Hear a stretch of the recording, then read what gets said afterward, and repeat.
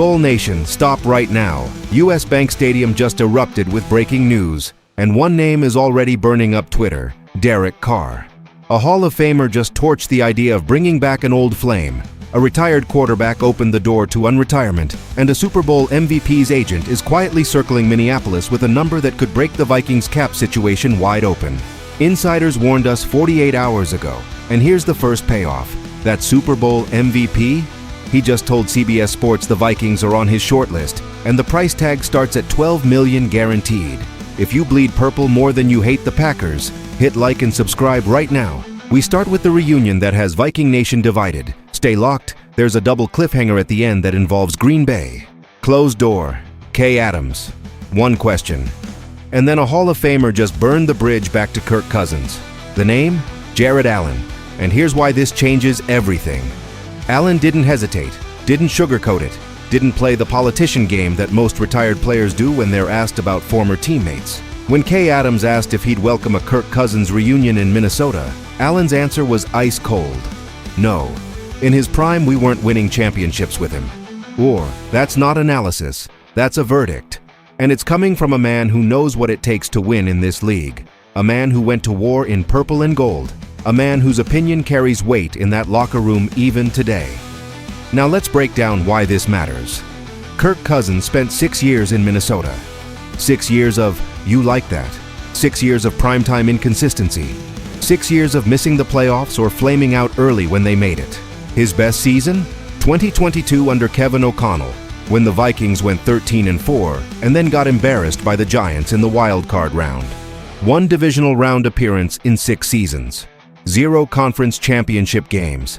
0 Super Bowl trips. And here's the kicker. The very first year after Cousins left for Atlanta, the Vikings went 14-3 with Sam Darnold, a quarterback most of the league had written off as a bust. That's not coincidence, that's contrast. According to sources close to the Vikings front office, this is a rumor. The organization has quietly explored the idea of bringing Cousins back as a veteran mentor for J.J. McCarthy, someone who knows Kevin O'Connell's system inside and out and could stabilize the quarterback room after McCarthy's rocky rookie season as a starter. But Allen's comments reveal the elephant in the room. Cousins' legacy in Minnesota isn't one of championships, it's one of almosts and what-ifs. Do you think Kirk Cousins deserves another shot in Minnesota? Or is Jared Allen right to shut that door? Drop your honest take below. And if you believe the Vikings need to move forward instead of looking backward, smash that like button and let Packers fans know who's building the future in the NFC North. But as brutal as that rejection was, the next story flips the script entirely. Because while one veteran QB gets the cold shoulder, another one just opened the door to coming out of retirement. And his name might surprise you. Stay locked.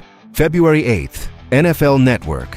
Ian Rappaport, Tom Pelissero, Mike Garafolo. 3 insiders, 1 bombshell. Derek Carr could unretire for the 2026 season if the right situation presents itself. And then, 4 days later, Carr himself confirmed it.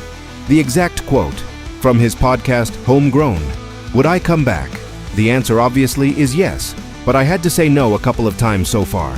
I told you 2 things. I'd have to be healthy, and I would want a chance to win a Super Bowl. That's not flirting with a comeback, that's auditioning. And here's where Minnesota enters the picture. Nick Shook from NFL.com published an article on February 11th naming the Vikings as an ideal landing spot for Carr if he decides to unretire. Why? Because the Vikings have a win-now roster, a quarterback situation that's unstable at best, and a coach in Kevin O'Connell who knows how to maximize veteran QB talent. Carr wouldn't just be a backup, he'd be a competitor, someone who could push J.J. McCarthy in camp and step in if McCarthy's development stalls or injuries strike. Now let's talk weapons. Carr would be throwing to Justin Jefferson, one of the top 3 receivers in the NFL. He'd have Jordan Addison on the outside, T.J. Hawkinson at tight end, and a Kevin O'Connell offensive system that made Sam Darnold look like a pro bowler. This isn't a rebuilding team asking Carr to carry a corpse. This is a playoff-ready roster asking him to be the safety net. But here's the wrinkle. According to Nick Shook's report, the fit depends on 2 things. 1, whether Carr wants to compete for a starting job or walk into a guaranteed QB1 role. And 2, whether the Vikings can clear enough cap space to afford him. Right now, Minnesota is in a salary cap hole, and they'd need to make multiple moves just to bring Carr in at a reasonable price. Sources close to the Vikings front office, this is a rumor, say the team has had internal discussions about reaching out to Carr's camp, but nothing formal has happened yet. Carr's agent is reportedly fielding calls from multiple teams, and Minnesota is one of at least 4 franchises on his radar. Do you think Derek Carr would be a smart addition for the Vikings, or is bringing in a 35-year-old who hasn't played in over a year a desperate move? Comment your prediction below. And if you believe the Vikings should roll with J.J. McCarthy and let him sink or swim, hit that like button and tell the front office to trust the youth. But hold on, because the next story might be the most expensive one yet. A Super Bowl MVP just finished the biggest game of his life, and CBS Sports says the Vikings are a perfect landing spot for him. The price? It could destroy Minnesota's cap situation. Stay locked. Super Bowl 60, confetti falls, MVP trophy raised, and the name on everyone's lips? Kenneth Walker III. The Seattle Seahawks running back just put on a show on the biggest stage in sports, and now he's headed to free agency with leverage that most running backs never get. And CBS Sports analyst Zachary Pellis just dropped a report naming the Minnesota Vikings as a potential landing spot for Walker. Here's the setup.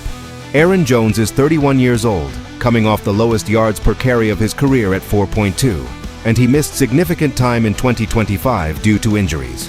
Jordan Mason was brought in to help, but the results were mixed at best. J.J. McCarthy spent half of last season playing hero ball because the run game couldn't stay consistent, and when your quarterback is trying to do too much, turnovers and bad decisions follow. Enter Kenneth Walker, fresh off a Super Bowl MVP performance, in his absolute prime, and looking to capitalize on the momentum by landing a bell cow contract with a team that can feature him as the centerpiece of the offense.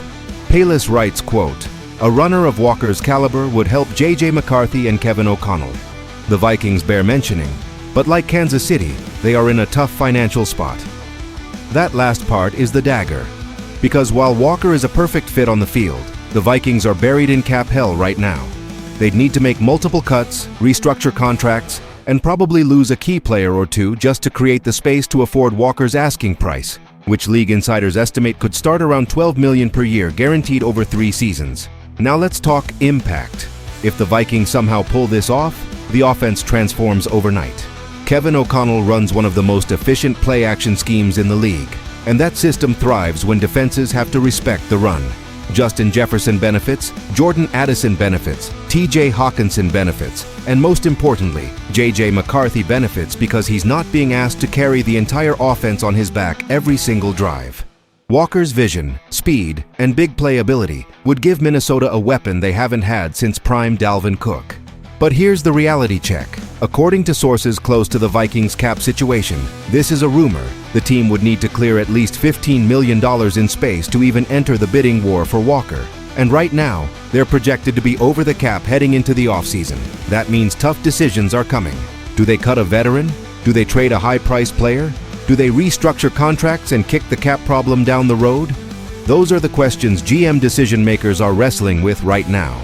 Do you think Kenneth Walker III is worth blowing up the Vikings cap structure? Or should they stick with Aaron Jones and Jordan Mason and spend that money elsewhere? Drop your answer below. And if you believe a Super Bowl MVP running back is exactly what J.J. McCarthy needs to take the next step, smash that like and let the front office know where the priorities should be. But we're not done yet, because the conclusion is about to tie all 3 of these stories together and reveal the one move that decides Minnesota's entire offseason. Stay locked. 3 stories, 1 impossible puzzle.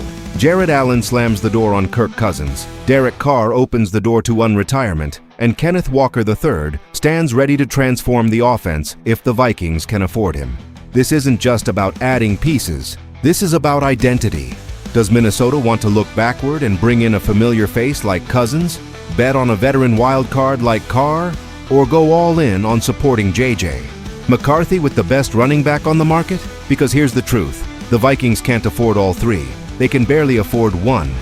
The salary cap situation is a nightmare right now, and every decision the front office makes this offseason will have a domino effect on the roster for the next 3 years. If they bring in Derek Carr, they're signaling that McCarthy isn't ready. If they chase Kenneth Walker, they're betting that a dominant run game can mask McCarthy's inconsistencies.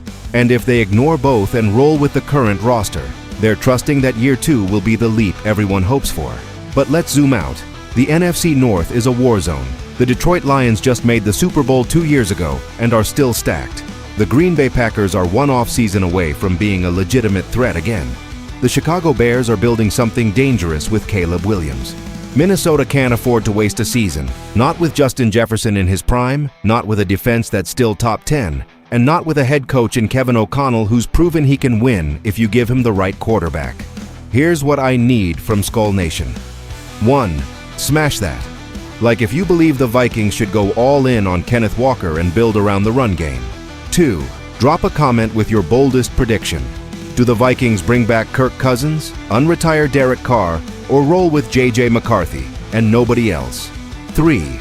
Subscribe because every single subscriber makes Packers fans furious, and we're about to take over the entire NFC North conversation this offseason. But listen closely. Here's the edge of the cliff. One decision is still hanging in the balance. Kenneth Walker's agent is fielding offers from at least 6 teams right now, and the Vikings are one of them. But they haven't made a formal offer yet because they're still trying to clear cap space. That decision could come in the next 72 hours. And on top of that, there's a rumor, and this comes from an insider close to the situation, that Derek Carr has already told 2 teams no, and one of them was in the NFC North. Was it Minnesota, or was it Green Bay? That story drops next. Skull Nation, the battle is here. The offseason just became a chess match, and every move the Vikings make will either set them up for a playoff run or bury them in mediocrity. Hit subscribe, stay locked, and let's make the NFC North bleed purple. We ride together. See you in the next war.